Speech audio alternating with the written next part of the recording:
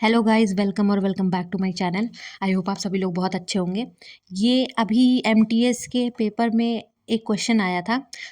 इसका आंसर सबको ही पता होगा कि थ्रू अ हिसी फिट होगा, ठीक। लेकिन अगर आपको ईडीएम नहीं पता, फिर भी आप कैसे गेस करोगे कि ये यही इसका आंसर होगा। अगर पढ़ेंगे सेंटेंस को तो when the airline cancelled her flight the last time she didn't complain politely she started screaming crying. तो मतलब कोई ऐसी चीज़ है कि वो गुस्से में ही कोई चीज़ कर रही है।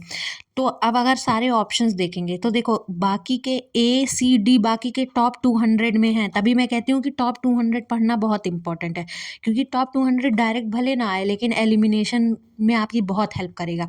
अब देखो, मैंने थ्रू अ हिसी फिट नहीं पढ़ा था, मे बी वो होगा तो मुझे याद नहीं है, बट बाकी तीन मुझे श्योर शॉट पता है कि हैं टॉप 200 में। तो बर्न्ड मिडनाइट ऑयल मतलब रात भर मेहनत करना, फिर हिट द नेल मतलब डायरेक्ट टू द पॉइंट, उसके बाद let the cat out of the bag. इसका मतलब है किसी भी इंसान को किसी कंफर्टेबल सिचुएशन से निकाल के अनकंफर्टेबल सिचुएशन में डाल दो।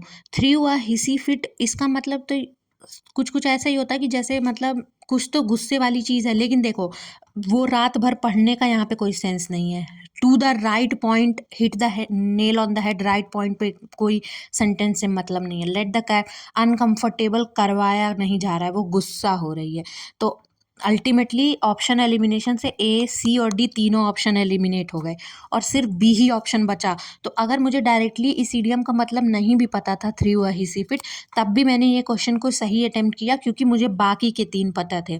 और ये मुझे इसलिए पता था क्योंकि मैंने ब्लैक बुक को सिर्फ टॉप 200 को इतनी बार पढ़ा है कि मुझे टॉप 200 एटलीस्ट पूरे बहुत अच्छे से याद हो गए हैं। इसीलिए मैंने क्या कहते हैं, आपको मैं बार बार सजेस्ट करती हूँ कि प्लीज़ टॉप 200 पूरे पढ़ो, क्योंकि क्वेश्चन उसी से फंसते हैं। ठीक है, बाकी बाय गाइस।